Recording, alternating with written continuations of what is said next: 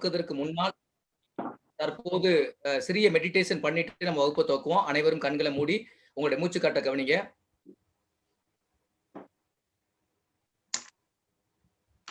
ஆதி எனும் பரம்பொருள் மெய் எழுச்சி பெற்று அணுவென்ற உயிராகி அணுக்கள் கூடி மோதி இணைந்து இயங்குகின்ற நிலைமைக்கேற்ப மூலகங்கள் பலவாகி அவை இணைந்து பேதித்த அண்ட கோடிகளாய் மற்றும் பிறப்பு இறப்பிடை உணர்தல் இயக்கமாகி வாழும் நீதி நெறி உணர் மாந்தராகி வாழும் நிலையுணர்ந்து தொண்டாற்றி இன்பம் காண்போம். நாம் அமர்ந்துள்ள இடத்தை சுற்றிலும் நல்ல தெய்வீக ஆற்றலே நிரம்பின அன்னைக்கு வணக்கம், தந்தைக்கு வணக்கம். மூச்சுக்காற்றே கவனிங்க.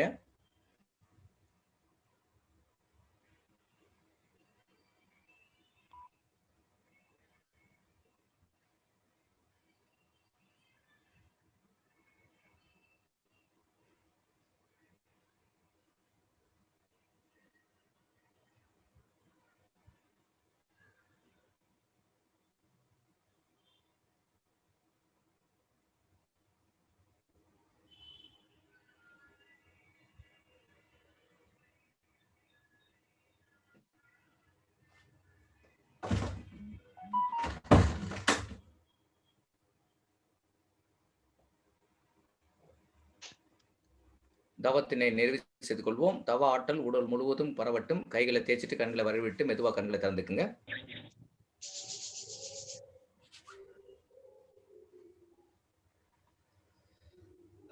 உங்கள் அனைவரையும் மீண்டும் வணங்கி வாழ்த்தி இன்றைய இந்த வகுப்பை ஏற்பாடு செய்து நடத்தி கொண்டிருக்கின்ற சேலத்தினுடைய இந்த வகுப்பை நடத்துகின்ற பயிற்றுனர், அதேபோல் இதை இணைந்து நடத்தி கொண்டிருக்கின்ற அதனுடைய கோஆர்டினேட்டர் உங்கள் அனைவரையும் வணங்கி மகிழ்ந்து இன்றைய இந்த வகுப்பிற்கு அழைத்தமைக்காக மீண்டும் என்னுடைய மனமார்ந்த நன்றியை தெரிவித்துக் கொண்டு இன்றைய தினம் நாம் எஜுகேஷன் என்று சொல்லக்கூடிய 3 பகுதிகள் இந்த பகுதிகளிலே இருக்கின்றன. ஒன்று எஜுகேஷன் சைக்காலஜி, மற்றொன்று சேலஞ்ச் இன் இந்தியன் எஜுகேஷன்.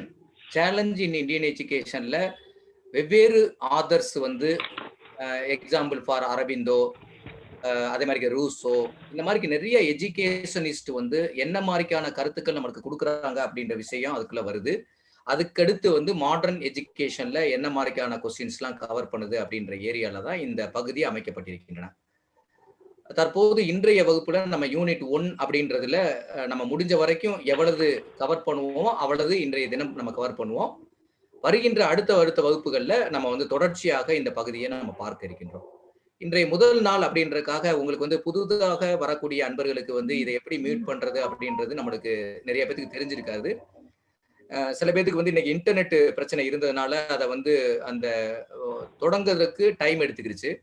ஆனா இனி வரும் காலங்கள்ல இது தொடர்ச்சியா இருக்கிறதுனால உங்களுக்கு எளிமையாக உள்ள வருவதற்கான ஒரு வாய்ப்பு நம்ம கரெக்டா அமைச்சு கொடுத்துருவோம்.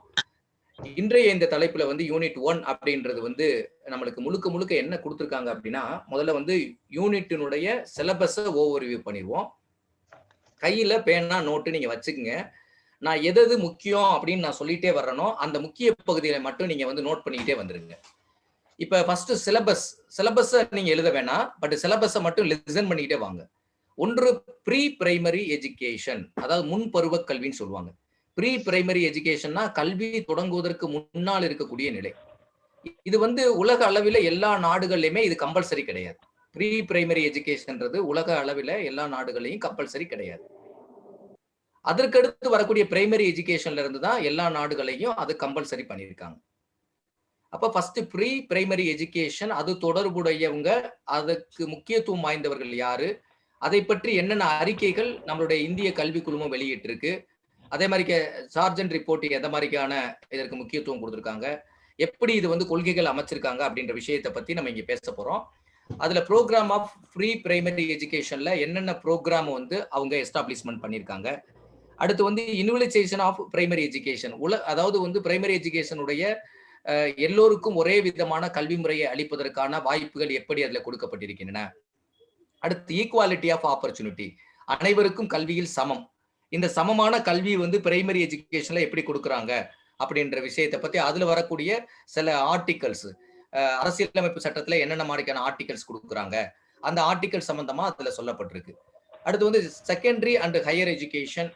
செகண்டரி அண்ட் ஹையர் எஜுகேஷனை பொறுத்தளவு இதுவரைக்கும் எப்படி வினாக்கள் கேட்கிறாங்க அப்படின்னா, நிறைய கமிட்டிஸ் கொடுத்து அந்த கமிட்டிஸ்ல யாரு அந்த பர்டிகுலரா தொழிற்கல்வியை யாரு முன்னிலைப்படுத்துறாங்க, ஒவ்வொரு குழுக்களும் எதவிதமான கல்வியை வந்து செகண்டரி எஜுகேஷனுக்கு கொடுக்குறாங்க அப்படின்ற விஷயத்தை பத்தி அது பேசுது. அடுத்து வந்து need for uniform pattern. Uniform pattern அப்படின்னா இந்திய அளவில ஒரே விதமான, ஒவ்வொரு மாநிலங்களும் ஒரு விதமான கல்வி முறையை பின்பற்றுகின்றன. ஆனால் வந்து ஒரு யூனிஃபார்ம் பேட்டர்ன் வந்து என்ன அப்படின்னா, இப்ப வந்து தமிழ்நாட்டுல படித்த ஒரு மாணவர் அதே சான்றிதழை வேறொரு மாநிலத்திற்கு சென்று அது சம்பந்தமான பாடங்களை புகுத்துவதற்கு ஒரே விதமான யூனிஃபார்ம் பேட்டர்ன் வேணும். அப்ப இந்த யூனிஃபார்ம் பேட்டர்ன் அப்படின்றதுல தான் நம்மளுக்கு பொதுவாகவே வந்து 10th +2 +3 சிஸ்டத்தை அவங்க எஸ்டாப்ளிஷ் பண்ணியிருக்காங்க. அதுக்கடுத்து வந்து நான் ஃபார்மல் அண்ட் அடல்ட் எஜுகேஷன். நான் ஃபார்மல், பொதுவாகவே இந்த அடல்ட் எஜுகேஷன் எல்லாமே நான் ஃபார்மல் எஜுகேஷன் தான் வரும். இந்த நான் ஃபார்மலுக்கும் ஃபார்மலுக்கும் என்ன வித்தியாசம் அப்படின்றது நான் போன வகுப்புல உங்களுக்கு நான் எடுத்துருக்கேன். ஃபார்மல் அப்படின்றது 10th +2 +3 சிஸ்டம். அது சிஸ்டமேட்டிக்கா ஒரு எஜுகேஷன் இன்ஸ்டிடியூஷன்ல போய் படிச்சுட்டு வருவாங்க. நான் ஃபார்மலை பொறுத்தளவு டிஸ்டன்ஸ் எஜுகேஷன், மாலை நேர கல்லூரி, அந்த மாதிரி அமர்வுல வந்து அவங்க உட்கார்ந்து படிப்பாங்க. இதெல்லாம் சிலபஸனுடைய ஓவர்வியூ. இன்னும் நம்ம வந்து சப்ஜெக்ட்டுக்கு உள்ள போகல. அடுத்து நெக்ஸ்ட் என்ன கொடுத்திருக்காங்க அப்படின்னா, ஃபங்க்ஷனல் லிட்ரஸரி ப்ரோக்ராம். அதாவது படிக்காதவங்களுக்கு என்னென்ன மாதிரியான ப்ரோக்ராம வந்து நம்மளுடைய கல்வி அமைப்புல கொடுத்திருக்காங்க அப்படின்ற விஷயத்தை பத்தி இந்த ஃபங்க்ஷனல் லிட்ரஸரி ப்ரோக்ராம்ல நம்மளுக்கு தெளிவா நம்ம பார்க்க இருக்கிறோம். அடுத்து program for workers in industries. குறிப்பாக தொழில் நிறுவனங்கள்ல, தொழிற்சாலைகள்ல பணிபுரியக்கூடியவங்களுக்கு அவங்களுடைய அடிப்படை, அதாவது கணக்கீடு செய்வதற்கான எளிய முறை கணிதம், அந்த மாதிரி அந்த தொழில் சார்ந்த அமைப்புகள்ல தகவல்களை தெரிந்து கொள்வதற்காக அவங்களுக்கு என்ன விதமான ப்ரோக்ராம் இந்தியால இருக்கு அப்படின்றத பத்தி நம்ம அது பேச வர்றது. அடுத்து program for dropouts. Dropouts அப்படின்னா இடைநிற்றல் அப்படின்னு அர்த்தம். அந்த வார்த்தையை நோட் பண்ணி வச்சுங்க. டிராப் அவுட் அப்படின்னா இடைநிற்றல். ஸ்டாக்னேஷன் அப்படின்னா ஒரே வகுப்புல நிலைய நாள் தங்கிட்டாங்க அப்படின்னா, ஃபெயில் ஆகி ஒரே வகுப்புல இருக்கிறாங்க அப்படின்னா அதுக்கு பேர் வந்து ஸ்டாக்னேஷன் சொல்லுவாங்க. பட் டிராப் அவுட்ஸ் அப்படின்னு வர்றது என்ன அப்படின்னு பார்த்தோம்னா, இடைநிற்றல் வர்றவங்க. இப்ப ஒரு 8வதுல படிச்சுக்கிட்டு இருப்பான், அவன் அதோட இடைநிற்றல் ஆயிருவான். அப்ப இந்த இடைநிற்றல் வரக்கூடிய மாணவர்களுக்கு தொடர்ச்சியாக கல்வியை கொடுப்பதற்கு நம்மளுடைய கல்வி முறைகள்ல எந்த விதமான வாய்ப்புகள்ல எல்லாம் அவங்க கொடுக்குறாங்க அப்படின்றத பத்தி இதுல பேச வரும். அடுத்து role of educational institution in non formal education. கல்வியை கொடுப்பதுல நான் ஃபார்மல் சிஸ்டம் வந்து எந்தெந்த மாதிரி முறைகளை நமக்கு கொடுக்கின்றாங்க அப்படின்றத பத்தி பேசுறது. அடுத்து வரக்கூடிய ஓபன் ஸ்கூல்ஸ், திறந்த பள்ளிகள், அதே மாதிரி திறந்த நிலை பல்கலைக்கழகங்கள், அவங்க எந்த மாதிரியான கல்வியை கொடுக்குறாங்க. யோகா யாராவது வந்து மியூட் பண்ணாம இருந்தாங்க அப்படின்னா நீங்க மியூட் பண்ணுங்க. அவங்க மறுபடியும் அகைன் மியூட் ஆச்சு அப்படின்னா அவங்கள ரிமூவ் பண்ணிருங்க. ஏன்னா ஒருத்தவங்களுடைய டிஸ்டர்பன்ஸ் வந்து எல்லாத்தையும் நம்மள வந்து டிஸ்டர்பன்ஸ் ஆகிட்டு இருக்க கூடாது. அதனால யாராவது மியூட் பண்ணல அப்படின்னா அவங்கள மியூட் பண்ணி பாருங்க. மியூட் பண்ணாம இருந்தாங்க அப்படின்னா நீங்க ரிமூவ் பண்ணிருங்க.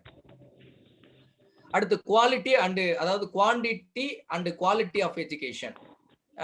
அதாவது தரமான கல்வி, அது எண்ணிக்கையை மட்டும் கல்வியில கொடுக்க கூடாது, தரத்தையும் கூட்டுவது அப்படின்ற விஷயத்தை அதுல கொடுத்திருக்காங்க. அடுத்து ஸ்டேட் அண்ட் நேஷனல் லெவல்ல என்னென்ன மாதிரியான ப்ரோக்ராம்ஸ் எல்லாம் நம்மளுக்கு கொடுக்குறாங்க. அதாவது எஸ்பெஷலி வந்து இந்த பிரைமரி எஜுகேஷன், அதே மாதிரி ஃபங்க்ஷனல் லிட்ரஸரி ப்ரோக்ராம், தொழில் சார்ந்த நிறுவனங்களில் கொடுக்கக்கூடிய கல்வி முறைகள், இதை பத்தி எல்லாம் அவங்க பேசுறாங்க. அடுத்து நெக்ஸ்ட் கொஸ்டின் வந்து அன்எம்ப்ளாய்மெண்ட் அண்ட் அண்டர் எம்ப்ளாய்மெண்ட். அன்எம்ப்ளாய்மெண்ட்னா படிச்சுட்டு வேலை இல்லாதவங்க இருக்கிறவங்க. அண்டர் எம்ப்ளாய்மெண்ட்னா படிச்ச கல்வி தகுதிக்கு வேலை இல்லாம அதுக்கு குறைவான கல்வி தகுதியில வர்றவங்க வந்து அண்டர் எம்ப்ளாய்மெண்ட்ல வருவாங்க. அடுத்து delinking employment from degrees. Delinking அப்படின்னு from employment from the degrees. இப்ப டிகிரி வாங்குறதுக்கும் இப்ப ஒரு வேலையில இருப்பாங்க, அவங்க வேலையில இருந்துட்டு அவங்க பட்டம் வாங்குவதற்கான எந்த மாதிரியான முறைகள்லாம் இதுல இருக்கு அப்படின்றத பத்தி பேச வர்றது. அடுத்து வந்து vocational skill oriented program. Vocational skill oriented program அப்படின்றது என்ன அப்படின்னு பார்த்தோம்னா, தொழில்முறை சார்ந்த திறன்களை எப்படி கல்வியின் மூலமாக வளப்படுத்துவது. குறிப்பாக வந்து நிறைய இந்த ஹையர் எஜுகேஷன் கமிட்டி எல்லாமே என்ன பண்ணிப்பாங்க, வொகேஷனல் எஜுகேஷன்ஸை வந்து நிறைய இம்ப்ளிமெண்டேஷன்ஸ் கொடுப்பாங்க. அடுத்து man power planning and education, train.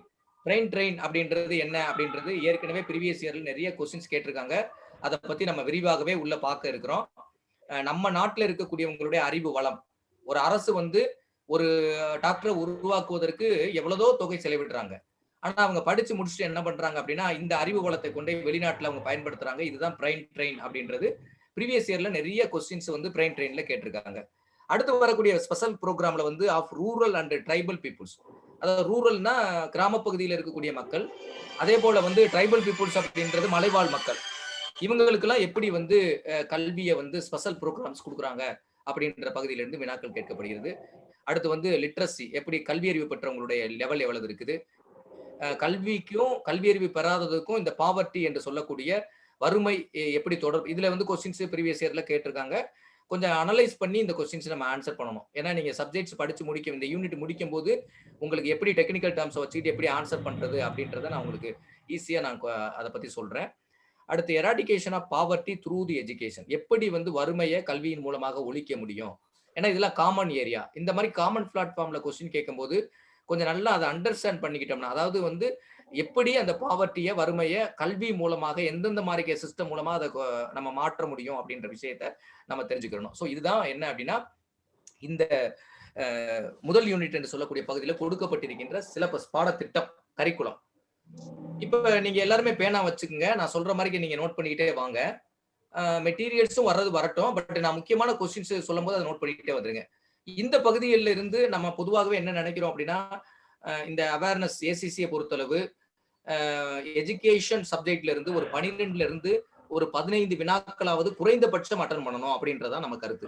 கொஞ்சம் அட்வான்ஸ் அதுல இருந்து ஏதாவது கேட்கறாங்க அப்படின்னா, அதாவது 25 மார்க் மேல எடுக்கலாம். பட் இருந்தாலும் கூட நம்மளுடைய அந்த லோயர் லிமிட் அப்படின்றது 12ல இருந்து 15 மார்க். அதுல ஒவ்வொரு யூனிட்ல இருக்கக்கூடிய முக்கியமான பகுதிகளை நம்ம படிச்சுக்கணும் அப்படின்றதுக்காகத்தான் இந்த பகுதியில் எந்தெந்த வினாக்கள் முக்கியம் அப்படின்னு நான் குறிப்பிடணும், அந்த பகுதியை வந்து சிறப்பா கவனம் எடுத்து படிங்க. இப்போ வந்து ஃபர்ஸ்ட் வந்து என்ன அப்படின்னா, இந்த பிரைமரி எஜுகேஷன், அதாவது ப்ரீ பிரைமரி எஜுகேஷன் அப்படின்னு வந்துருச்சு அப்படின்னா, அதுல குறிப்பா வந்து கிண்டர் கார்டன் வரும். இந்த கிண்டர் கார்டன் அப்படின்றதுல அந்த ஃபாதர் ஆஃப் கிண்டர் கார்டன் அப்படின்னு யார் அப்படின்னு கேட்டாங்க அப்படின்னா, ப்ரோஃபல் அப்படின்றவர் தான் இதனுடைய கிண்டர் கார்டனுடைய ஃபாதர். அது மட்டும் இல்லாம அதனுடைய ஃபவுண்டர், அதாவது கிண்டர் கார்டனுடைய ஃபவுண்டர்னு கேட்டாலும் சரி, ஃபாதர்னு கேட்டாலும் சரி, அது யார் அப்படின்னா இந்த ப்ரோஃபல். இது வந்து ஏற்கனவே உங்களுக்கு கொஸ்டின்ஸ்ல கேட்டிருக்காங்க. அதனால இந்த பகுதியை நம்ம தெளிவா நீங்க வந்து நோட் பண்ணிக்கணும். இந்த பாயிண்ட் வந்து கம்பல்சரியா எக்ஸாமுக்கு முன்னாடி பார்த்துக்கணும். அடுத்து இந்த father of Montessori, doctor Maria Montessori அப்படின்றவங்க வந்து இத்தாலியினுடைய ஒரு லேடி. அவங்க வந்து இங்க வந்து நம்மளுடைய பல இந்தியாவில் வந்ததுக்கு பின்னாடி பல இடங்கள்ல அவங்க வந்து நிறைய எஜுகேஷன் இன்ஸ்டிடியூஷனை ஸ்டார்ட் பண்ணியிருக்காங்க. அதுவும் குறிப்பா நம்ம வந்து கல்யாணம் மெட்ரிகுலேஷன் ஸ்கூல், அதாவது கல்யாணம் ஹையர் செகண்டரி ஸ்கூல் அப்படின்னு சொல்லிட்டு சிந்தாரிப்பேட்டையில ஒரு ஸ்கூல் இருக்கு, சிந்தாகிரிப்பேட்டை. இந்த சிந்தாகிரிப்பேட்டை அப்படின்றது சென்னையில இருக்கக்கூடியது. அதுல வந்து கல்யாணம் மேல்நிலை பள்ளி அப்படின்ற பள்ளியில தான் இப்ப இதுக்கு மாண்டிச்சோரி சிஸ்டம் வந்து இயங்கிக்கிட்டு இருக்கு. ஏன்னா இந்த கொஸ்டின் முக்கியமான கொஸ்டின். அதனால மாண்டிச்சோரி சிஸ்டம் தமிழ்நாட்டுல எங்க இருக்கு அப்படின்னு கேட்டாங்கன்னா, இந்த குறிப்பா வந்து சிந்தாகிரிப்பேட்டை அப்படின்றது, அது நான் பின்னாடி இந்த கீழே இருக்கு பாருங்க. இன் Tamil Nadu Chintadripet Kalyanam higher secondary school only teaching the Montessori method. இந்த பாயிண்ட் அண்டர்லைன் பண்ணிக்கோங்க. இந்த டாக்டர் மரியா மாண்டிச்சோரி வந்து இட்டாலி லேடி. அவங்க என்ன இதெல்லாம் பொதுவாக இப்ப கேட்கறதுல முதல்ல வந்து அவங்க எந்த கண்ட்ரி அப்படிலாம் கேட்டிருக்காங்க. அதனால அது கேட்கறது இல்லை. அவங்க எப்ப இந்தியாவுக்கு வர்றாங்க அப்படின்னா, she came from வந்து 1940ல தான் உள்ள வர்றாங்க. And opened a number of schools in a cities. Montessori சிஸ்டத்தை வந்து நிறைய இடத்துல பிரபலப்படுத்தி வச்சவங்க. ஆனா இந்த இடத்துல நம்மளுக்கு என்ன தெரியும் அப்படின்னா, கிண்டர் கார்டன்னா யாரெல்லாம் முதல்ல தொடர்புல இருக்கிறாங்க. ப்ரோஃபல் வர்றாரு, அதே மாதிரி இப்ப மாண்டிச்சோரி வர்றாங்க. இன்னும் யாரு, பெஸ்டால்சி அப்படின்னு ஒருத்தர் முக்கியமானது, எல்லாம் வருவாங்க. அடுத்து பார்த்தோம் அப்படின்னா, ஃபாதர் ஆஃப் மாண்டிச்சோரின்னு கேட்டாங்கன்னா மாண்டிச்சோரி அம்மையார் அவங்க வந்துருவாங்க. அடுத்து வந்து father of pre primary education in schools அப்படின்னு வருது அப்படின்னா, ஃபாதர் ஆஃப் ப்ரீ பிரைமரி ஸ்கூலுக்கு வந்து ரூசோ தான் ஃபாதர். ரூசோ பத்தி நம்ம போன வகுப்புலேயே படிச்சோம். அவர் வந்து என்ன அப்படின்னா ஒரு நேச்சுரலிஸ்ட் அப்படின்னு பார்த்து படிச்சோம். இவர் தான் வந்து ப்ரீ பிரைமரி எஜுகேஷனுடைய ஃபாதர். அடுத்து வந்து இந்த சார்ஜன் ரிப்போர்ட் அப்படின்ற ஒரு ரிப்போர்ட் வந்து நம்மளுடைய கவர்மெண்ட் ரிப்போர்ட்ல அவங்க 1944ல தான் இந்த ரிப்போர்ட் வெளிவருது. முதல்ல வந்து இந்த ரிப்போர்ட் எப்ப வெளியே வந்துச்சு அப்படின்றது சார்ஜன் ரிப்போர்ட் நோட் பண்ணிக்கோங்க. அந்த நோட் என்ன சொல்லுது அப்படின்னா, இவங்க நிறைய விஷயங்களை பத்தி பேசுறாங்க. ஆனா ப்ரீ பிரைமரி எஜுகேஷனுடைய ரெக்கமெண்டேஷனுக்கும் இந்த ரிப்போர்ட்ல குறிப்பிட்டிருக்காங்க. அப்ப நம்ம ப்ரீ பிரைமரி எஜுகேஷன்ல எந்த கமிட்டி எந்த ரிப்போர்ட் வந்து இதுக்கு சப்போர்ட் பண்றாங்க அப்படின்னு கேட்டாங்க அப்படின்னா அதுக்கு கீழே வரக்கூடிய ரிப்போர்ட்ல இந்த சார்ஜன்ட் ரிப்போர்ட் அப்படின்ற ரிப்போர்ட் வந்து இதுல முக்கியத்துவம் வாய்ந்ததாக இதுல இருக்கிறது. அதை நோட் பண்ணி வச்சுக்கணும். அடுத்து ஏற்கனவே சொன்ன மாதிரியே இது வந்து சிந்தாகிரிப்பேட்டையில் இருக்கக்கூடிய பள்ளியில இருக்கு. அடுத்து இன்னும் நோட் பண்ண வேண்டிய விஷயம் என்ன அப்படின்னு பார்த்தோம்னா ப்ரீ பிரைமரி எஜுகேஷனை பொறுத்தளவு வந்து ரூஷோ அப்படின்றவர் வந்து இவர் என்ன டைப் ஆஃப் எஜுகேஷன் கொடுக்குறாரு அப்படின்னு பார்த்தோம்னா சைல்டு சென்டர் எஜுகேஷன், சிசிஇ. அதனுடைய அப்ரிவேஷன் கேட்கலாம், அதனாலதான் அதை கொடுத்துருக்கு. சிசிஇனா என்னது அப்படின்னா சைல்டு சென்டர் எஜுகேஷன். ஏன்னா இவர் ஏற்கனவே வந்திருக்கோம் ப்ரீ பிரைமரி எஜுகேஷனுடைய ஃபாதர் யாருன்னு கேட்டா ரூசோ தான். அடுத்து பெஸ்டால்சி அப்படின்ற ஒரு என்ன அப்படின்னா ஃபாதர் ஆஃப் மாடர்ன் எஜுகேஷன். அப்ப மாடர்ன் எஜுகேஷனுடைய ஃபாதர் யாருன்னு கேட்டானா பெஸ்டால்ஜி. இந்த கிண்டர் கார்டனை பொறுத்தளவு வந்து ஃபர்ஸ்ட் யாரு காயின் பண்ணிருக்கோம் அப்படின்னு பார்த்தோம்னா நம்மளுடைய kindergarten is first coined by the அதாவது வந்து இந்த மாண்டிசோரி மெத்தட்ல ரூசோல வந்து சைல்டு சென்டர் எஜுகேஷன் சொல்றாங்க. மரியா மாண்டிசோரி மெத்தட்ல எப்படி சொல்றாங்கன்னா இதுக்கு பேர் வந்து சில்ட்ரன் ஹோம், குழந்தைகளுடைய வீடு அப்படின்னு சொல்றாங்க தமிழ்ல. இந்த சில்ட்ரன் ஹோம் அப்படின்ற வார்த்தை பலமுறை பிஜிடிஆர்பிலையும் அவங்க கேட்டுக்கிட்டே தான் வர்றாங்க. ஸோ அதுக்கு முன்னாடி அவங்க எப்போ வந்தாங்க, எவ்வளோ நாள் இந்தியாவில் இருந்தாங்க அப்படின்ற பற்றிலாம் டெப்த்தாக கேட்க மாட்டாங்க. அதனால வந்து சில்ட்ரன் ஹோம் அப்படின்றத நீங்க நோட் பண்ணிக்கோங்க. அதுக்கடுத்து ப்ரீ பிரைமரி எஜுகேஷன்ல என்ன பண்றாங்க அப்படின்னு பார்த்தோன்னா இந்த central advisory board of education CA CABE அப்படின்னு சொல்லக்கூடிய இந்த இது வந்து set to the important of pre primary education and also the way of teaching the childrens. அதாவது ப்ரீ பிரைமரி எஜுகேஷனுக்கும் இந்தியாவில் முக்கியத்துவம் கொடுக்கணும்.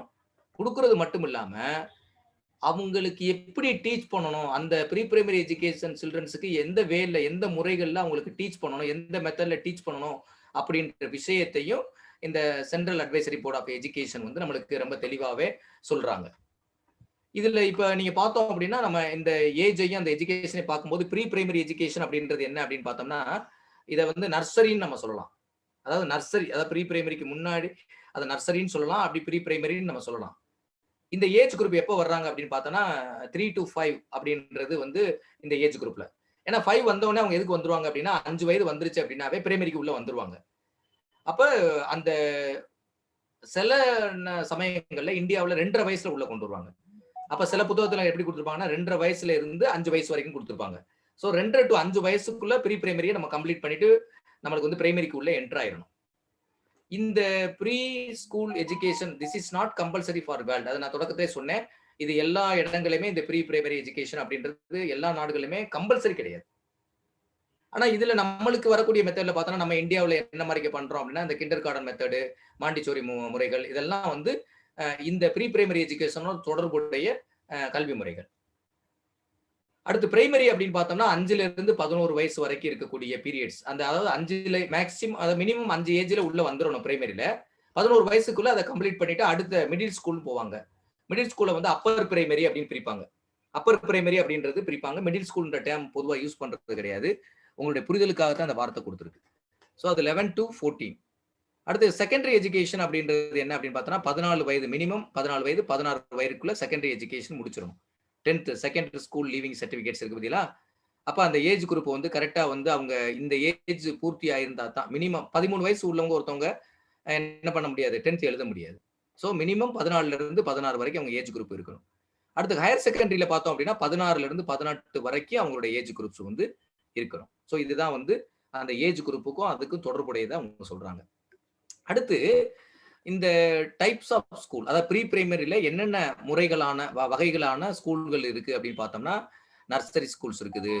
கிண்டர் கார்டனே 2ஆ பிரிக்கிறாங்க. ஒன்னு லோயர் கிண்டர் கார்டன், அது வந்து எல்கேஜின்னு சொல்லுவாங்க. அது 3ல இருந்து 4 வயசு வரைக்கும் வச்சிருப்பாங்க.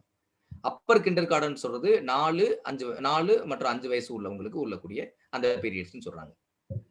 அது போக பிளே ஸ்கூல் அப்படின்றது விளையாட்டு பள்ளிகள், அடுத்து மாண்டிச்சோரி பள்ளிகள், அங்கன்வாடி பள்ளிகள் இருக்காங்க பத்தியில, சத்துணவு கூட மாதிரி வச்சு அங்கன்வாடி கொடுக்குறாங்கல்ல, இவங்கெல்லாம் எந்த ஸ்கூலுக்குள்ள வர்றாங்க அப்படின்னு கொஸ்டின்ல கேட்டாங்கன்னா ப்ரீ பிரைமரி எஜுகேஷனுக்கு உள்ள வரக்கூடியவங்க. இவங்களுடைய இந்த அப்ஜெக்டிவ்ஸ் என்ன அப்படின்னு பார்த்தோம்னா ஃபர்ஸ்ட் மெயினா என்ன சொல்றாங்க அப்படின்னா to develop the physical health. அவங்களுடைய உடல் வளர்ச்சி, மென்டல் டெவலப்மெண்ட், மன வளர்ச்சி, சோசியல் வெல்ஃபேர், சமூக நலன் சார்ந்த விஷயங்களை அந்த குழந்தைகளுக்கு மாரல் வேல்யூஸை சொல்லிக் கொடுக்கிறது. அடுத்து எமோஷனல் ஹெல்த், அதாவது மன எழுச்சியை எப்படி முறைப்படுத்தி வச்சுக்கணும் அப்படின்றதுக்கு ஆக்டிவிட்டி மூலமா அந்த குழந்தைகளுக்கு அதை மேனேஜ் பண்ணக்கூடிய திறன்களை அவங்க கொடுக்கணும்னு சொல்றாங்க. அடுத்து மென்டல் ஹெல்த் நம்ம பார்த்துட்டோம். ஸோ இதெல்லாம் இந்த ப்ரீ பிரைமரி எஜுகேஷனுடைய நோக்கமாக இருக்கின்றது. அடுத்து வந்து இந்த ப்ரீ பிரைமரி எஜுகேஷனை பொறுத்தளவு வந்து it must be a free education. கண்டிப்பாக இது இலவசமாகத்தான் கொடுக்கணும், காசு வாங்கிட்டு கொடுக்க கூடாது அப்படின்றது நம்மளுக்கு இருக்கு. அடுத்து nursery schools must be open in every rural and urban area. அது மட்டும் இல்லாம நர்சரி ஸ்கூலை பொறுத்தளவு ஒவ்வொரு ரூரல்லையும் அர்பன்லையும் ஸ்டார்ட் பண்ணணும் அப்படின்றது நம்மளுக்கு இருக்கு. அடுத்து இன்னொன்று என்ன அப்படின்னா, ஃபீமேல் டீச்சர்ஸ் தான் இதுல இருக்கணும், மேல் டீச்சர்ஸ் இருக்கக்கூடாது அப்படின்றது இதுல கொடுத்துருக்காங்க. ஒரு நிமிஷம் இருங்க, என்னுடைய இது வந்து சார்ஜர் போட்டுக்கிறேன். ஒரு செகண்ட்ல உள்ள வந்துடுறேன் மறுபடியும்.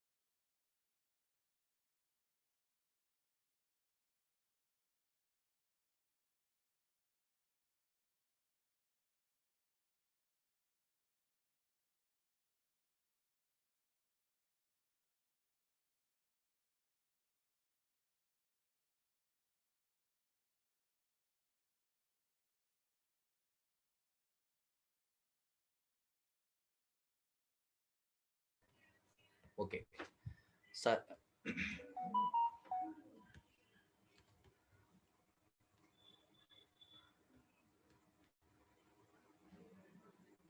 ஓகே, என்னுடைய வாய்ஸ் கேட்கலன்னா மட்டும் நீங்க வந்து எனக்கு வாய்ஸ் கேட்கல அப்படின்றது நீங்க சொல்லுங்க. மற்றபடி நீங்க லிசன் பண்ணிட்டே இருக்கலாம். ஸோ ப்ரீ பிரைமரி எஜுகேஷன் மட்டும் இல்ல, இப்போ வந்து பிரைமரி எஜுகேஷன்லயுமே ஃபீமேல் டீச்சர்ஸ் போடணும் அப்படின்றது தமிழ்நாடு கவர்மெண்ட்டை பொறுத்தளவு அந்த மாதிரிக்கும் அவங்க வச்சிருக்காங்க. இருந்தாலும் வந்து இது ரொம்ப முக்கியமில்லாத வினாக்கள் இருந்தாலும் கூட அதோடைய தொடர்புடைய தகவல்களை நம்ம தெளிவா தெரிஞ்சு வச்சுக்கணும். அடுத்து பார்த்தோம் என்னன்னா, இதனுடைய எய்ம், அதாவது ப்ரீ பிரைமரி எஜுகேஷனுடைய நோக்கம் இருக்கு பார்த்தீங்களா, அதுல வந்து எஜுகேஷன் கமிஷன், நம்மளுடைய கல்வி குழு இருக்கு பார்த்தீங்களா, அந்த இந்திய கல்விக்குழு, அந்த இந்திய கல்விக்குழு வந்து 1964, 65ல அவங்க என்ன சொல்றாங்க அதனுடைய நோக்கமாக, அதாவது வந்து ப்ரீ பிரைமரி எஜுகேஷனுடைய நோக்கமாக அவங்க முன்வைக்கக்கூடிய விஷயம் என்ன அப்படின்னு பார்த்தோம்னா, அவங்க தான் இதுக்கு ரெக்கமெண்ட் பண்றாங்க. என்ன சொல்றாங்க அப்படின்னா, குட் ஹெல்த் ஹேபிட், நல்ல பழக்க வழக்கங்களை அவங்களுக்கு கொடுக்கணும். அடுத்து வந்து டிசைரபிள் சோசியல் ஆட்டிடியூட், இந்த டிசைரபிள்னா சமூகத்துக்கு விருப்பப்படக்கூடிய நல்ல ஆட்டிடியூட்ஸ், அவங்களுடைய நடத்தைகளை வளர்க்கணும் அப்படின்னு சொல்றாங்க. அடுத்து எமோஷனல் மெச்சூரிட்டி, அடுத்து வந்து ஆஸ்தட்டிக் அப்ரிசியேஷன் அப்படின்னா, அதாவது எதையுமே அழகுணர்ச்சியோடு எதையும் செய்யக்கூடிய விஷயங்களை அவர்களுக்கு சொல்லித் தரணும். அடுத்து இன்டெலெக்சுவல் கியூரியாசிட்டி, இன்டெலெக்சுவல் அறிவார்ந்த அந்த கியூரியாசிட்டி, அந்த ஆர்வம் அந்த மாணவர்களுக்கு வர வைக்கணும் அப்படின்ற விஷயத்தையும் அவங்க வந்து இதை சொல்றாங்க. அடுத்து வந்து எபிலிட்டி ஆஃப் எக்ஸ்பிரஷன் அப்படின்ற சொல்றாங்க. அடுத்து last one is the very important, ஏன்னா இது பிசிக்கல் எஜுகேஷனோட வேற ரொம்ப தொடர்புடையது, மோட்டார் ஸ்கில். ஏன்னா சின்ன குழந்தை பீரியட்ல தான் நம்ம மோட்டார் ஸ்கில்ஸ் நிறைய டெவலப் பண்ண முடியும். அதனால வந்து இந்த மோட்டார் ஸ்கில்லும் அதுல டெவலப் பண்ணணும் அப்படின்ற விஷயத்தை அவங்க இன்சிஸ்ட் பண்றாங்க. அடுத்து நெக்ஸ்ட் பார்த்தோம் அப்படின்னா, இந்த ப்ரீ பிரைமரி எஜுகேஷனோட தொடர்புடைய இன்னும் சில ஆக்டிவிட்டிஸ் ரொம்ப அடிக்கடி கேட்கப்பட்ட வினாக்கள். ஒன்று என்ன அப்படின்னா, anganwadi schools in India.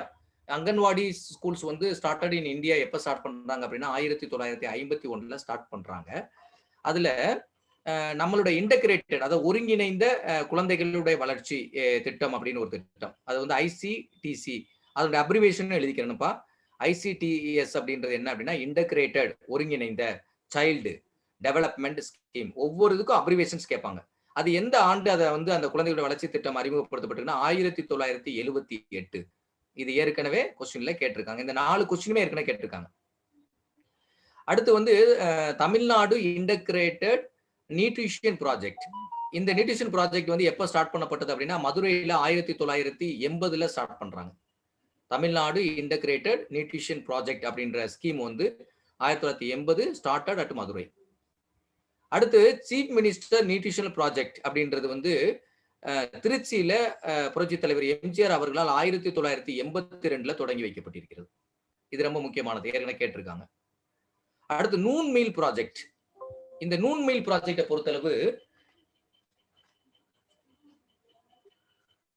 Noon meal ப்ராஜெக்ட்ல என்ன பண்ணிருக்காங்க அப்படின்னா, காமராஜர் வந்து 1954 தூத்துக்குடி டிஸ்ட்ரிக்ட்ல தான் முதல்ல தொடங்கி வச்சிருக்காங்க. அப்ப வந்து யார் அதை தொடங்குனாங்க, எந்த வருடம் தொடங்குனாங்க, எந்த மாவட்டத்துல தொடங்குனாங்க அப்படின்ற விஷயம் ரொம்ப முக்கியம்.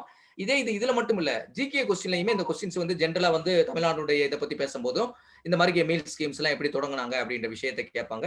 இது எல்லாமே ஏற்கனவே ப்ரீவியஸ் இயர்ல கேட்ட கொஸ்டின்ஸ் தான். அடுத்து மறுபடியும் திருப்பி அகைன் ஓவர்வியூ பாருங்க. அதாவது இந்த ப்ரீ பிரைமரி எஜுகேஷனோட தொடர்பு இருக்கக்கூடியவங்கல்ல மொத்தம் முக்கியமா 4 பேர். ஏன்னா இது அடிக்கடி கேட்கப்பட்ட வினா. ப்ரொஃபல், மாண்டிசோரி, பெஸ்டால்சி அண்ட் ஜான் டூ இருக்காரு பத்தில, இந்த டூவே இவங்க 4 பேருமே என்ன பண்றாங்க அப்படின்னா இந்த ப்ரீ பிரைமரி எஜுகேஷனுக்கான முக்கியத்துவத்தை பத்தி சொல்றாங்க. அதனால ப்ரீ பிரைமரி எஜுகேஷன்ல யாரு தொடர்புடையவங்கன்னா இந்த 4 பேருடைய பெயரும் மறக்க கூடாது. அதுக்கு வந்து ஷார்ட்கட்டா வந்து எஃப்எம் டி அப்படின்னு வச்சுங்க. பிடி எக்ஸாம் எழுத போறோம் வச்சுங்க. எஃப்எம்ன்றது ரேடியோ. அந்த எஃப்எம்ல பெஸ்ட் அந்த பிடி எக்ஸாமினேஷன் சம்பந்தம் இப்ப நம்ம நடத்திட்டு இருக்கோம்ல, அது மாதிரி நினைச்சுங்க. சோ அப்ப வந்து அதுக்கு நம்ம ரிலவெண்டா நம்ம வந்து மெமரியில வச்சுட்டு நம்ம படிக்கலாம். இன் இந்தியா எவ்ரி அதாவது 1500 peoples only pre primary schools should be opened. 1500 strength ஒரு இடத்துல இருக்கு அப்படின்னாவே இந்தியாவுல அந்த இடத்துல நீங்க வந்து ஒரு pre primary education school open பண்ணலாம், கேட்கலாம். ப்ரீ பிரைமரி எஜுகேஷனை பொறுத்தவரை எவ்வளவு ஸ்ட்ரென்த் இருந்தா அதை ஓபன் பண்ணலாம் அப்படின்னு பார்த்தோம்னா 1500 பேர். அவங்களோட ஏஜ் மேக்ஸிமம் வந்து 3 to 6 in the best time to teach. அந்த ப்ரீ பிரைமரி எஜுகேஷனுக்குள்ள இந்த ஏஜ் குரூப்புக்குள்ள உங்களுக்கு டீச்சிங் முடிச்சிடணும். அடுத்து வந்து பிரைமரிக்குள்ள உள்ள போயிருவாங்க. யாரும் ஸ்கிரபிள் பண்ணாதீங்க. மகேந்திரன் ஸ்கிரபிள் பண்ணாதீங்க.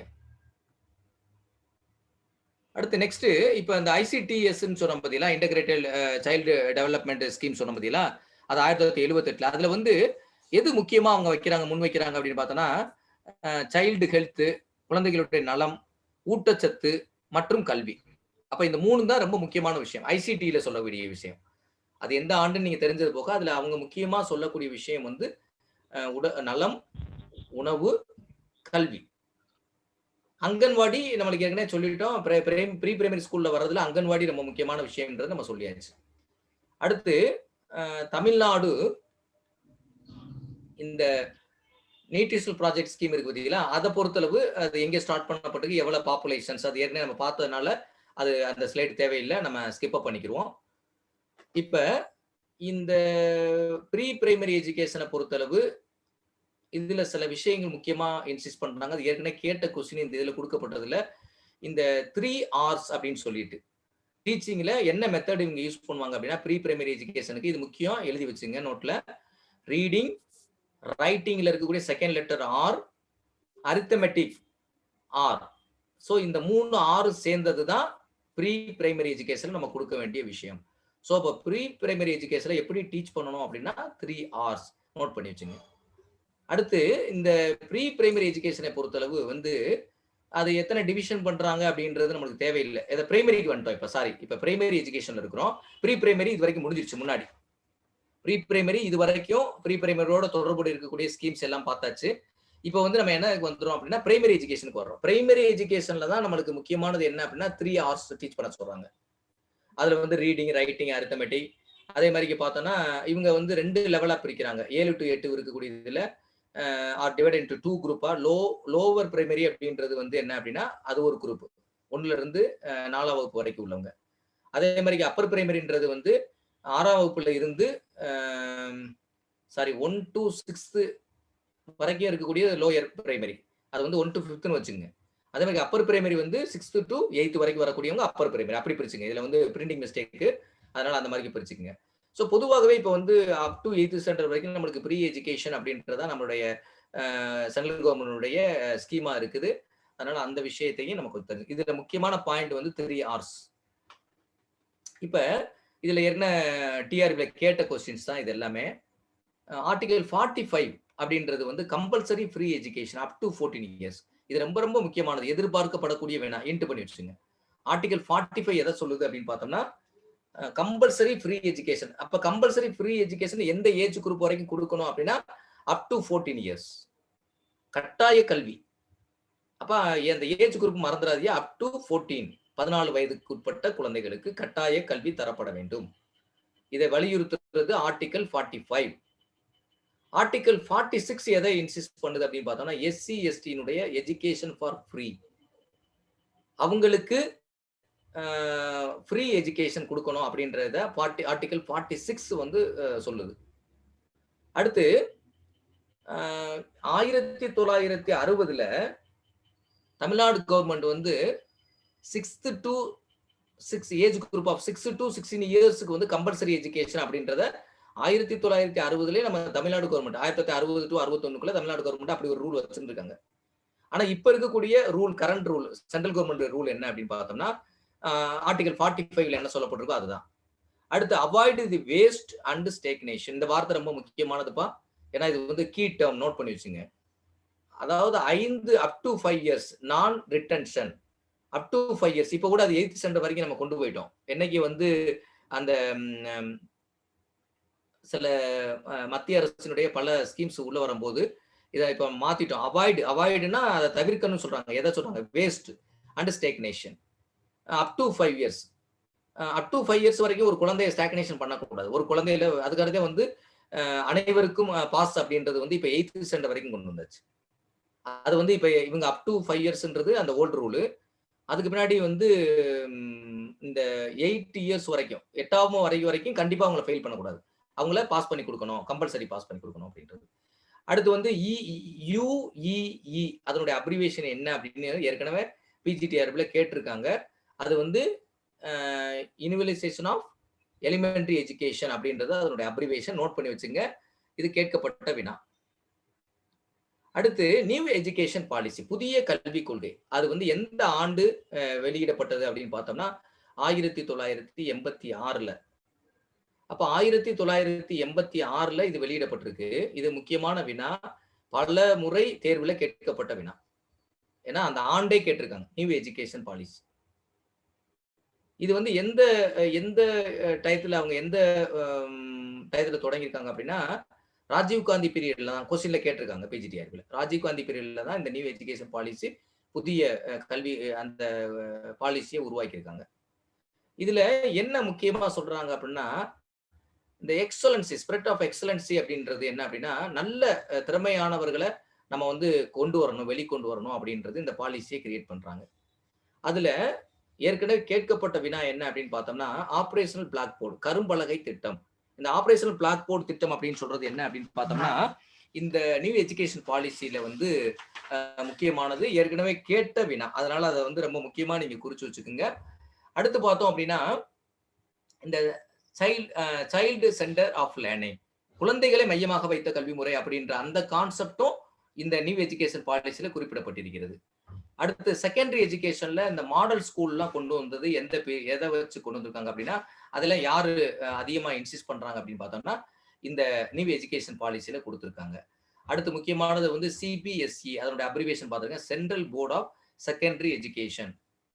இந்த ஸ்கூல் ஸ்டார்ட் பண்ணணும் அப்படின்றத எப்ப சொல்லப்பட்டிருக்கு அப்படின்னா, இந்த நியூ எஜுகேஷன் பாலிசியில தான் அவங்க அந்த பாலிசியில சொல்றாங்க. இனிமே வந்து இந்திய முழுவதும் இந்த சிபிஎஸ்இ ஸ்கூலை வந்து நம்ம தொடங்கணும் அப்படின்னு சொல்லிட்டு அந்த ப்ரொபோசல் அவங்க கொடுத்திருக்காங்க. அதுல குறிப்பிட்டிருக்காங்க. அடுத்து பேஸ் செட்டிங் ஸ்கூல், முன்னோக்கு பள்ளிகள், அதாவது முற்போக்கு பள்ளிகள் சொல்லுவாங்க. இது வந்து இந்த முற்போக்கு பள்ளிகள், பேஸ் செட்டிங் ஸ்கூல் அப்படின்னா என்ன அர்த்தம்னா குறிச்சு வச்சுக்கோங்க. எக்ஸாம்ல கேட்டிருக்காங்க. பேஸ் செட்டிங் ஸ்கூல் அப்படின்னா முற்போக்கு பள்ளிகள், அதாவது எக்ஸலன்ஸ் குழந்தைகளை படிக்க வைக்கிறதுக்கு, அவங்களுக்கு வந்து சென்டர் ஆஃப் எக்ஸலன்சி, நல்ல திறமையான மாணவர்களுக்கான வாய்ப்புகளை உருவாக்கி கொடுப்பதற்காக இந்த முற்போக்கு பள்ளிகள் வந்து நமக்கு கொடுக்கப்பட்டிருக்கு.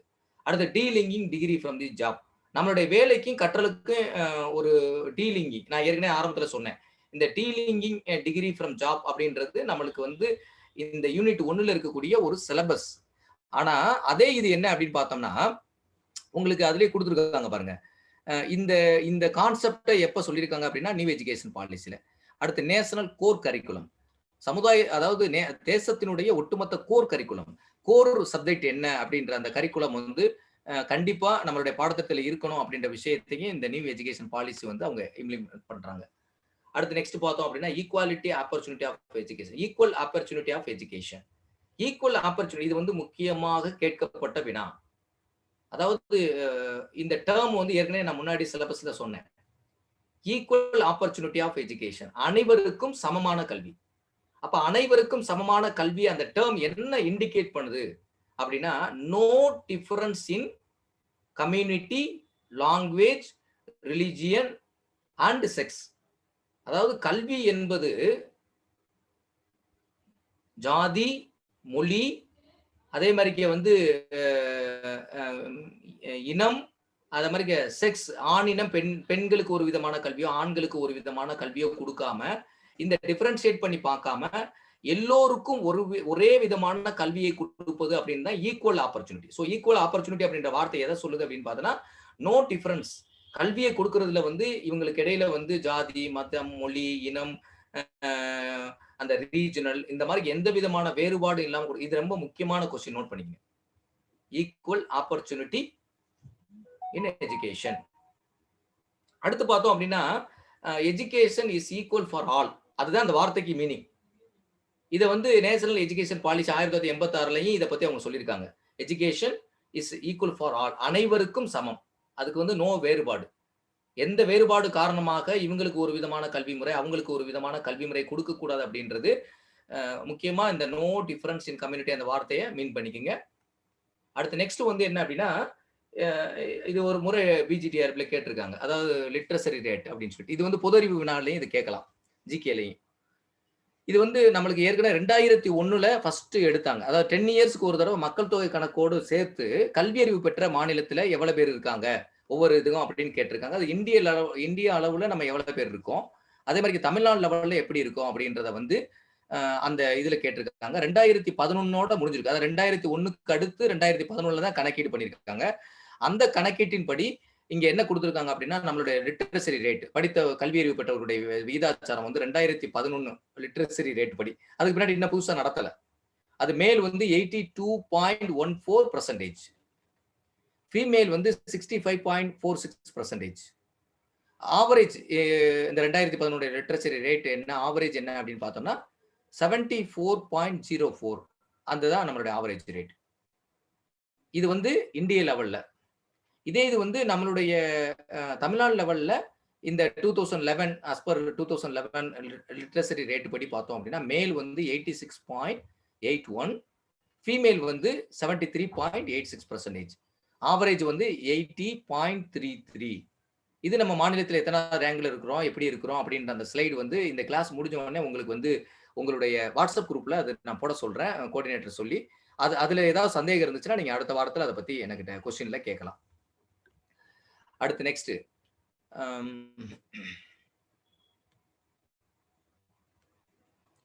இப்ப செகண்டரி எஜுகேஷன் வந்தாச்சு. பிரைமரி முடிச்சிட்டோம். இப்ப செகண்டரி எஜுகேஷன் கமிஷன், சாரி,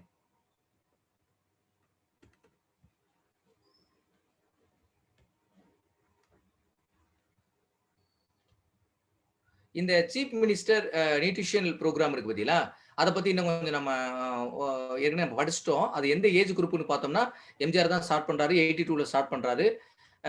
2 முதல் 14 இயர்ஸ் சில்ட்ரன்ஸுக்கு தான் இந்த உணவு முறை அவங்க உணவு கொடுத்துருக்காங்க அப்படின்றது. Nutritional food for 2 to 4 years of children's.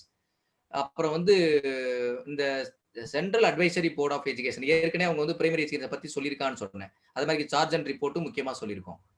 இப்ப இதுல பார்த்தோம் அப்படின்னா, இந்த கோத்தாரி கல்விக்குழு இருக்கு பார்த்தீங்களா, அது வந்து என்ன பண்றாங்க அப்படின்னா, 1964 எஜுகேஷன் அந்த கமிஷனுக்கு பேர் தான் இன்னொரு பேர் இது. அது அவருடைய ஹெட்டர்ல இருக்கிறதுனால இந்த கமிஷனுக்கு இந்த பேர், அவருடைய பெயரை வச்சிருக்காங்க.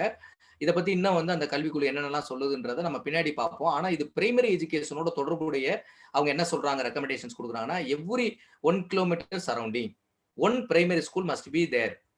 ஒவ்வொரு 1 கிலோமீட்டர் கிட்டலையும் பிரைமரி ஸ்கூல்ஸ் கம்பல்சரியா ஒரு ஸ்கூல் இருக்கணும் அப்படின்றதையும், அதுல ஒரு டீச்சர் கண்டிப்பா இருக்கணும் அப்படின்றதையும் சொல்றாங்க.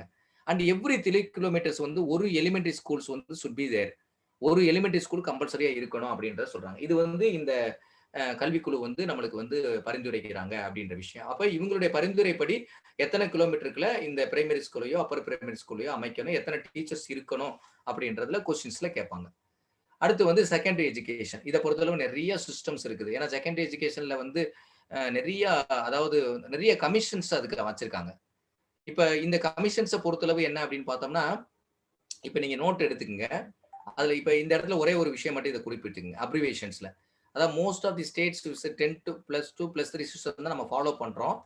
இந்த சிபிஎஸ்சிக்கு ஏற்கனவே அப்ரிவேஷன் பார்த்தாச்சு. அடுத்து வரக்கூடிய CISCE, council for the Indian school certificate examination இப்படின்ற ஒரு அப்ரிவேஷன் மட்டும் நோட் பண்ணி வச்சுங்க.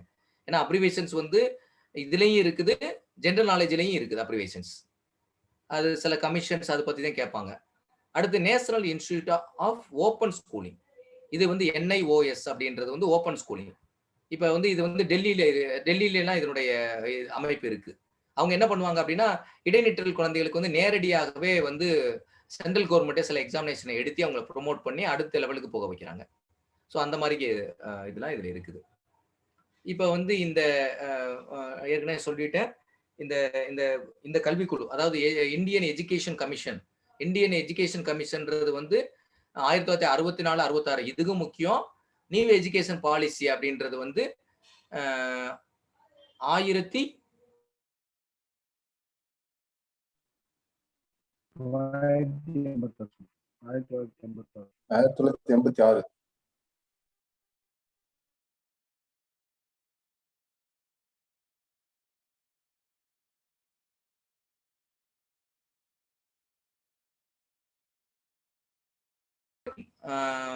இல்ல பார்த்தோம்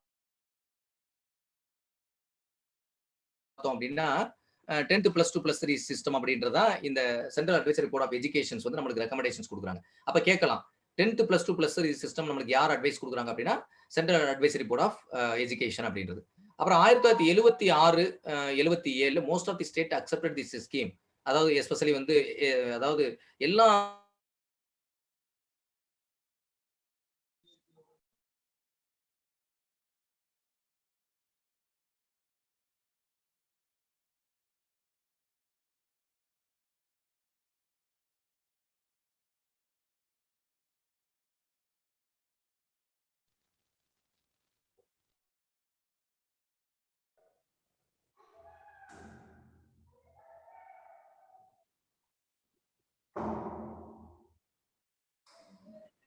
அடுத்து பார்த்தோம் அப்படின்னா நெக்ஸ்ட் ரைட் ஓகே. இப்போ நான் சில கமிஷன்ஸ் உங்களுக்கு சொல்றேன், நீங்க அதை நோட் பண்ணிட்டே வாங்க. சில கமிஷன்ஸ், அதாவது செகண்டரி எஜுகேஷன் கமிஷன் அப்படின்றது இந்த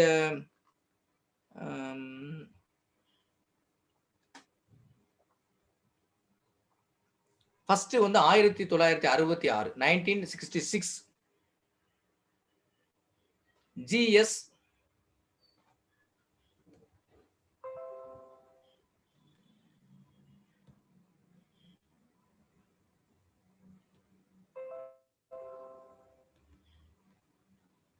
இப்போ உங்களுக்கு நான் சொல்றது, நான் டைப் பண்றது உங்களுக்கு தெரியுதான்னு பாருங்க. யாராவது ஒருத்தவங்க மட்டும் மீட் பண்ணி சொல்லுங்க. GS கோல்மேன் அறிக்கை ரிப்போர்ட் எல்லாத்துக்கும் தெரியுதா? தெரியுதா? நான் டைப் பண்றது தெரியுதா? தெரியலங்க. தெரியலையா? இல்ல, ஸ்லைடு தான் தெரியுது. PPT தான் தெரியுது. தெரியலங்க சார். இந்த வரேன்.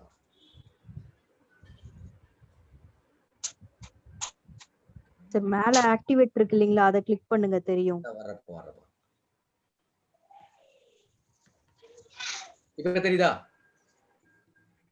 இப்ப ஓகேயா? தெரியுதுங்க sir. Okay okay. GS Coleman அறிக்கை அப்படி ரிப்போர்ட்ன்றது நீங்க எழுதிட்டே வாங்க. ரிப்போர்ட் இது எந்த வருஷம் அப்படின்னா 1966. இந்த அறிக்கை என்ன சொல்றாங்க அப்படின்னா, இவங்களுடைய ரிப்போர்ட் அப்படின்னா, equality of educational opportunity, equality of educational opportunity write down பண்ணீங்க. Equality of educational opportunity in VSA. அதாவது இது வந்து அமெரிக்காவினுடைய நீக்ரோ குழந்தைகளுக்கான கல்வியில சமவாய்ப்பு அப்படின்ற விஷயத்தை பத்தி இது சொல்றது. இது இந்த கமிட்டி வந்து பொதுவா நம்ம இது வரைக்கும் கேட்டது கிடையாது. ஆனா 1966 அப்படின்றத நம்ம சும்மா தெரிஞ்சு வச்சுக்கோங்க. ஆனா அடுத்தடுத்து நான் முக்கியமானது நான் ஒண்ணு ஒண்ணா சொல்லிட்டே வர்றேன். அடுத்து 1857 1857 இது வந்து ஏற்கனவே 2-3 தடவை பிஜிடிஆர்பில கேட்ட கொஸ்டின். 1857 இம்பார்ட்டன்ஸ் என்ன அப்படின்னா, சென்னை பல்கலைக்கழகம், சென்னை யூனிவர்சிட்டி, அதே மாதிரிக்கே வந்து கல்கத்தா பல்கலைக்கழகம், பம்பாய் பல்கலைக்கழகம், இந்த மூன்றும் ஒரே நேரத்துல தொடங்கப்பட்டது. 1987 தான் சென்னை, பாம்பே, கல்கத்தா இந்த 3 பல்கலைக்கழகங்களும் தொடங்கப்பட்ட ஆண்டு. இது ப்ரீவியஸ் இயர்ல கேட்டிருக்காங்க. நோட் பண்ணி வச்சுங்க. அடுத்து நெக்ஸ்ட் 1882 1882 இது என்ன அப்படின்னு பார்த்தோம்னா, ஹண்டர் கமிஷன்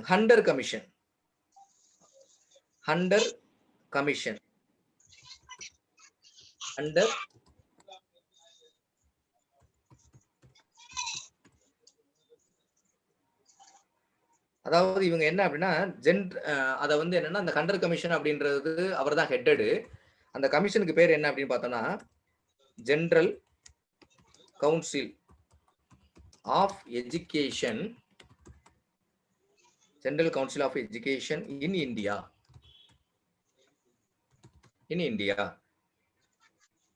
ஸோ இதுதான் வந்து அவங்க சொல்லக்கூடிய விஷயம். இது வந்து என்ன அப்படின்னா, இவங்க முக்கியமா என்ன சொல்றாங்க அப்படின்னா, அந்த வொகேஷனல் எஜுகேஷன் இருக்கு பார்த்தீங்களா, மேல்நிலை பள்ளிகள்ல தொழிற்கல்வியை கொண்டு வரணும் அப்படின்றத முதலியார் கமிஷன், இந்த கண்டர் கமிஷன் தான் முக்கியமா சொல்றாங்க. அதனால இந்த தொழிற்கல்விக்கு இம்பார்ட்டன்ட் இருக்கிறதுனால இந்த நீங்க வந்து கண்டர் கமிஷனை கண்டிப்பா தெரிஞ்சுக்கணும். இவங்க வந்து தொழிற்கல்விக்கு முக்கியத்துவம் கொடுக்க சொல்றாங்க. அடுத்து பார்த்தோம்னா 1902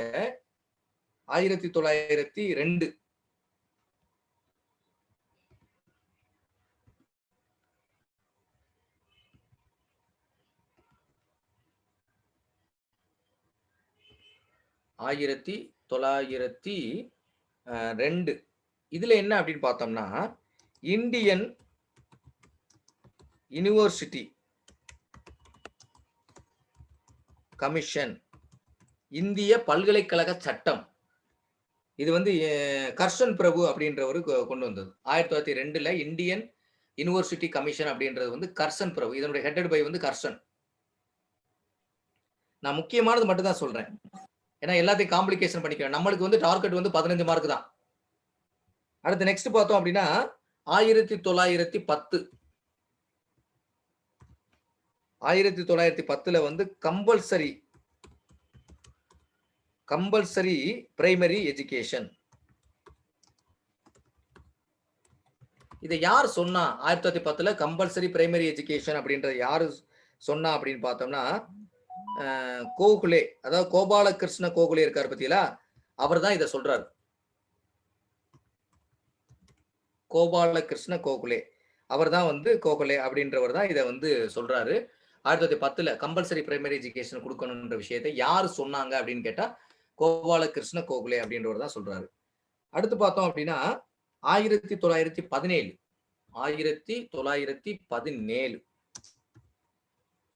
அது கல்கத்தா யூனிவர்சிட்டி கமிஷன். இவர் யார் அப்படின்னா மைக்கேல் சர்தார் எழுதிக்கங்க.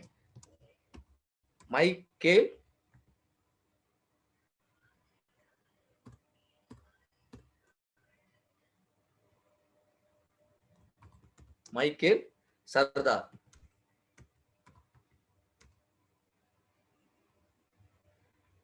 கல்கத்தா பல்கலைக்கழக குழு இதுக்கு பேரு. அடுத்து ஹார்டாக் கல்விக்குழு. இந்த ஹார்டாக் கல்விக்குழு அப்படின்றது ஹார்டாக் கமிஷன் 1929 ஹார்டாக் எஜுகேஷன் கமிஷன் வந்து 1929. அடுத்து நெக்ஸ்ட் இந்த ஹார்டாக் கமிட்டி என்ன சொல்றாங்க அப்படின்னா, சிக்கனமான வகுப்பறை அப்படின்ற கான்செப்டை சொல்றாங்க. அதாவது வகுப்பறை வந்து ரொம்ப எக்ஸ்பென்ஸா இருக்கக்கூடாது, காஸ்ட்லியா இருக்கக்கூடாது. அது வந்து ரொம்ப ஒரு லோயர் பட்ஜெட்ல தான் அதை அமைக்கணும் அப்படின்றது அவங்க சொல்லக்கூடிய விஷயம். அடுத்து இந்த ஆபாட் வுட் அப்படின்ற ஒரு ஆபாட் வுட் 1936ல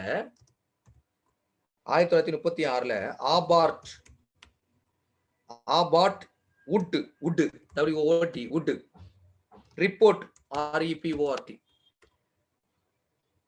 ஆபாட் வுட் அறிக்கை அப்படின்னு சொல்றாங்க. இவங்க தான் பாலிடெக்னிக்கை உருவாக்குனது. இந்த 1936ல உள்ளவங்க அதுதான் பாலிடெக்னிக் வந்து உருவாக்குனவங்க. ஆபாட் வுட் அறிக்கை. அடுத்து Zakir Hussein commission.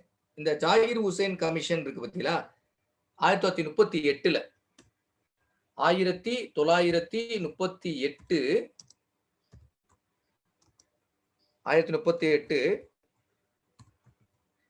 Zakir Hussain committee. Zakir Hussain committee அப்படின்றது என்ன அப்படின்னா, இவங்க மெயினா என்ன சொல்றாங்கன்னா, ஒர்க் எக்ஸ்பீரியன்ஸ், பணி அனுபவம், work experience.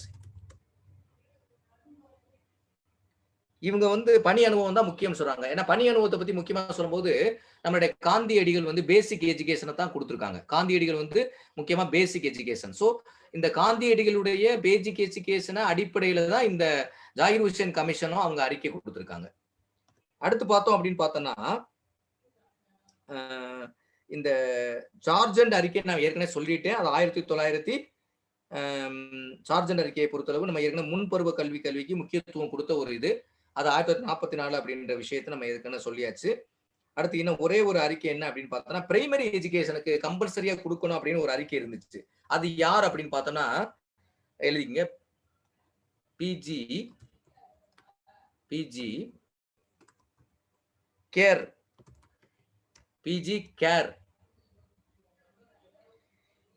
Care report committee, COMMITTEE. இவங்க என்ன சொல்றாரு அப்படின்னா, இவங்க ரிப்போர்ட்ல என்ன சொல்றாங்க அப்படின்னா, கம்பல்சரி பிரைமரி எஜுகேஷன்,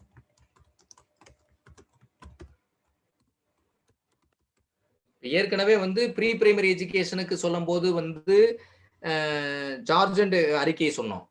ஆனா பிரைமரி எஜுகேஷனுக்கு சொல்லும் போது பிஜி கேர் அறிக்கை அப்படின்ற ரிப்போர்ட்ஸ் வந்து அவங்க வந்து இம்பார்ட்டன்ஸ் கொடுக்குறாங்க. ஸோ அதுக்கடுத்து லாஸ்ட் ஒன் இஸ் 1948, ஏற்கனவே கேட்ட கொஸ்டின். 1948ல தாராச்சந்த் கம்பல்சரி பிரைமரி எஜுகேஷன் எந்த இயர் சார்?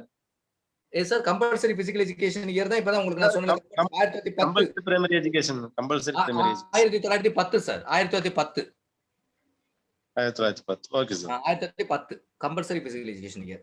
இப்போ 1948ல என்ன கமிட்டி வருது அப்படின்னு பார்த்தோம்னா, இந்த தாராச்சந்த் கமிட்டி அப்படின்ற கமிட்டி, தாராச்சந்த் அறிக்கை. இவங்க என்ன பண்றாங்க அப்படின்னா, எழுதிக்குங்க, recommended for the public exam at the end of the higher education. ஏன்னா இவங்க எல்லாருமே ஹையர் எஜுகேஷனோட தொடர்புடைய கமிட்டிஸ். சில சமயத்தில் எளிமையா உங்களுக்கு எப்படி கேட்டலாம் அப்படின்னா, இந்த மேல்நிலை கல்வியோடு, அதாவது ஹையர் எஜுகேஷனோட தொடர்பு இருக்கக்கூடிய குழுக்கள் எது அப்படின்னு சொல்லிட்டு கொடுத்துட்டாங்கன்னா நீங்க ஈஸியா அட்டெண்ட் பண்ணிடலாம். இப்போதைக்கு நம்ம படிச்சதுல பிரைமரிலையும் ப்ரீ பிரைமரிலையும் 2 பேர் வர்றாங்க. அவங்கள தவிர மற்ற எல்லாருமே ஹையர் எஜுகேஷனுக்கு உள்ள வர்றாங்க.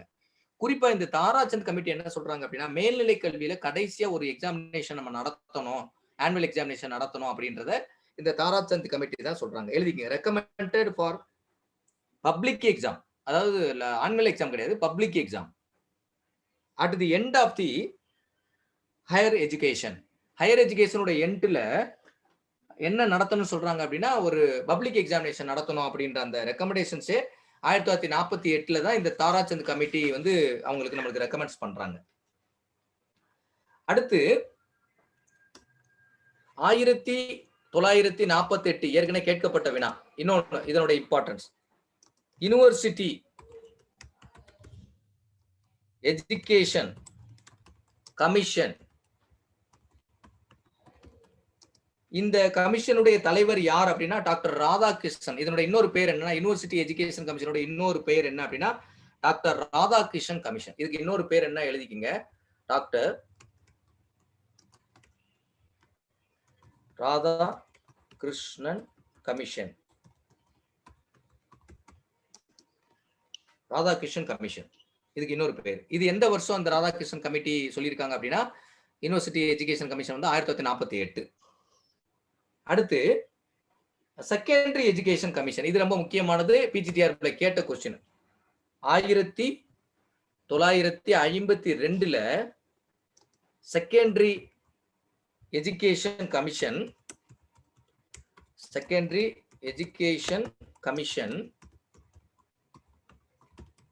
அப்படி இல்லைன்னா இதுக்கு இன்னொரு பேர் என்ன சொல்லியிருக்காங்கன்னா ஏஎல். அதனுடைய ஹெட்டட் யார் அப்படின்னா ஏஎல் லட்சுமண சுவாமி முதலியார்.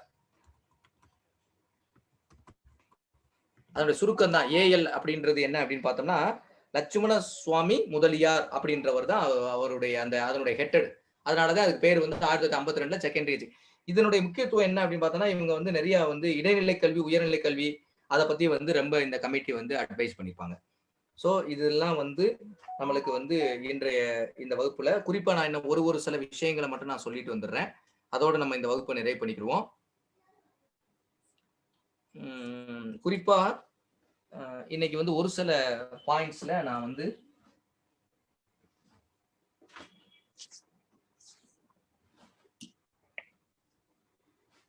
ஒரு நிமிஷம் வெயிட் பண்ணுங்க.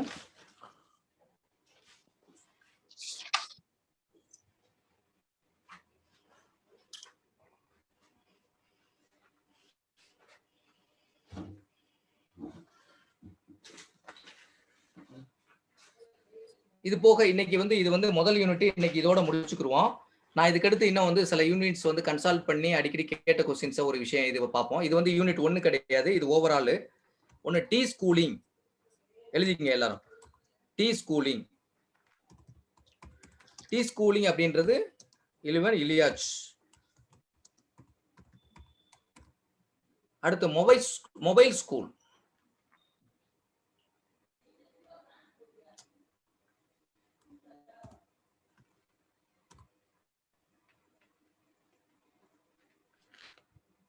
நெக்ஸ்ட் வந்து மொபைல் ஸ்கூலிங்.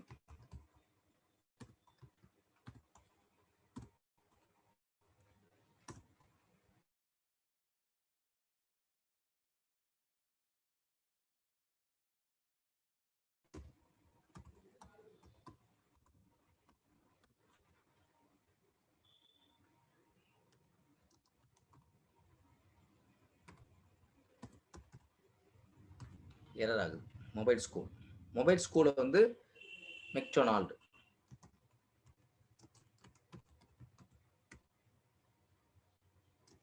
அடுத்து open school, open education பியாஜெட்.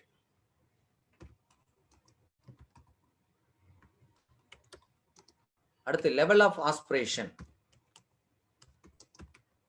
level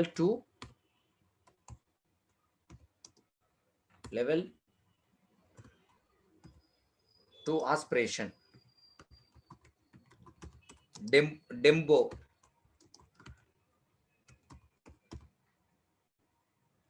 tempo 1931.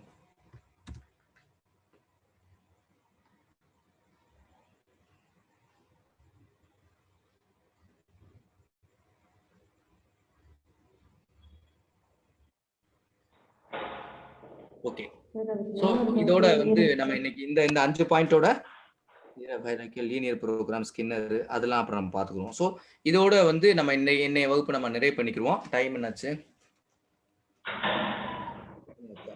So 10:15 ஆயிடுச்சு. ஸோ இன்றைய வகுப்பு நம்ம இதோட நிறைவு பண்ணிக்கிடுவோம். Yoga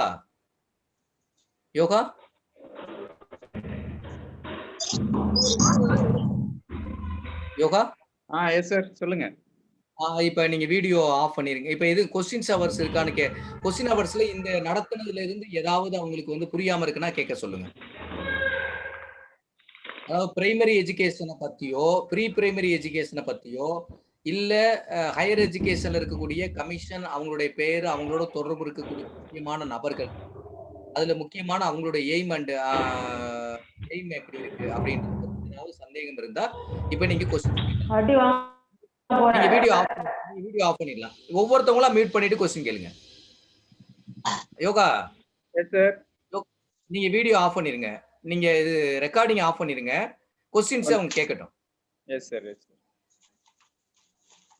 hello sir. இப்ப நான் நடத்தின தொடர்புடைய இது மட்டும் கேளுங்க. ஒவ்வொரு ஆளா மியூட் பண்ணிட்டு கேளுங்க. சொல்லுங்க.